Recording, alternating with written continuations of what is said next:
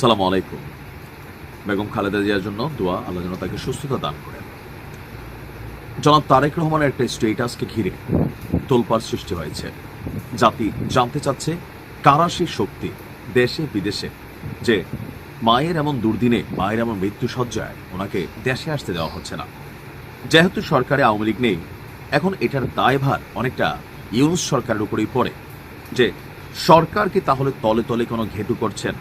সরকারের ভিতরে কি এমন কোনো অ্যাক্টিভিটিজ আছে যে বিএনপি মনে করছে বা তারেক রহমান মনে করছেন এই মুহূর্তে দেশে আসলে তার জীবন নাশের শঙ্কা আছে, অথবা তাকে গ্রেপ্তার সামহাও? এটা কিন্তু এখন এই সরকারের পিছনে যায়।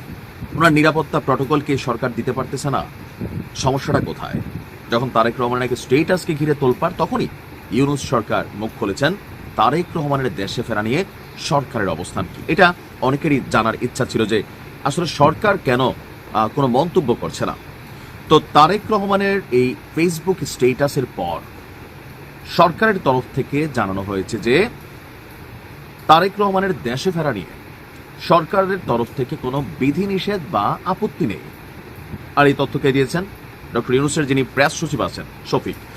তিনি তার ফেসবুক পোস্টে লিখেছেন, তারেক রহমানের আজকের বক্তব্য যে এখনই দেশে ফেরার বিষয়ে সিদ্ধান্ত নেওয়ার সুযোগ তার জন্য অবারিত এবং একক নিয়ন্ত্রণাধীন নয়।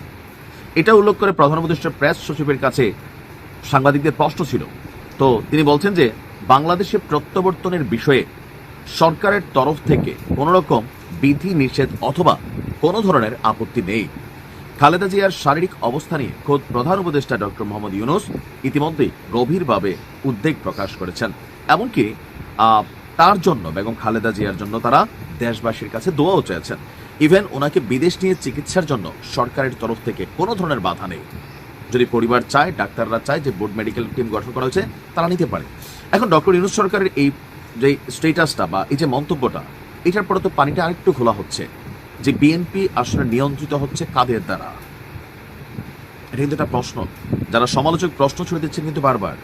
থাকে না যে আওয়ামী লীগ 5ই আগস্ট আসার আগে যখন কি বলা হয়েছে, রংপুরের ছেলেটা মারা গেল আবু সাইদ, একের পর এক তৎকালীন সময়ের প্রেক্ষাপটে আওয়ামী লীগ ভুল সিদ্ধান্ত নিতে থাকলো। সবগুলো ভুল ছিল। একের পর এক উচিত ছিল আবু সাইদের বাড়িতে গিয়া ওই সময় এটাকে সাপোর্ট করা বা সান্ত্বনা দেওয়া। আওয়ামী লীগ কলে উল্টা এটা নিয়ে গেল আরেক দিকে, শেখ হাসিনা। একের পর এক আপনার ভুল সিদ্ধান্ত ছিল, এজ রেজাল্ট পতন হয়ে গেছে। বিএনপির এই মুহূর্তে বেগম খালেদা জিয়ার এই অসুস্থতাটা জনাব তারেক রহমানের দেশে না ফিরাকে নিয়ে যারা ওনার সমালোচক আছেন, আপনি দেখছেন পিনাকি কি গুতামারায় স্ট্যাটাস দিছে, এটাই কিন্তু বাস্তবতা। যেমনি বোঝায় এখন মানুষের মধ্যে পারসেপশন আছে। এখন যারা দল করেন না, আমরা আসলে আপনি কি বলছেন কি জানেন, বাট কিছু তো একটা আছে।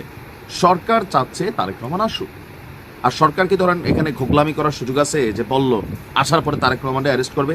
বিশ্বাস করেন, আমি মনে করি তারেক রহমান একটা চুল স্পর্শ করার মতন ক্ষমতা এই ডক্টর ইউনূসের নাই। এটা বাস্তবতা। তারেক রহমানের বাদ দেন, শেখ হাসিনারও একটা স্পর্শ করার মতন ক্ষমতা আপাতত সরকারের নাই। এটা এখন হচ্ছে ধরেন জোশে জোশে বা পাবলিক পারসেপশন থেকে এগুলো চলে। তো সেক্ষেত্রে উনি দেশে আসলে ডক্টর ইউনূস সরকার যদি গ্রেপ্তারের দুঃসাহস দেখায়, বাঙালি জেল টেল ভেঙে ফেলবে বিএনপি নেতা কর্মীরা। সাধারণ মানুষও ভাঙবে যে মায়ের এমন দিনে আসছেন আপনি মিয়া ফাইজলামি করেন বলে, যে কিন্তু ধরবে। কোন সেই শক্তি? এটা কিন্তু একটা প্রশ্ন তুলতেছে। মানে এটা নিয়ে যারা সমালোচক তারা বিভিন্ন প্রশ্ন তুলছেন। আমার কাছে কিউরিয়াস মাইন্ড জানতে চাচ্ছে যে আসলে কি হচ্ছে। আমরা যারা গরিব প্রবাসী, মধ্যবিত্ত প্রবাসী, টাকা পয়সার জন্য যাইতে পারি না, বা ছোট্ট একটা মামলা থাকলে অনেকে যাইতে পারে না, ভয়ে গেলে অ্যারেস্ট হবে।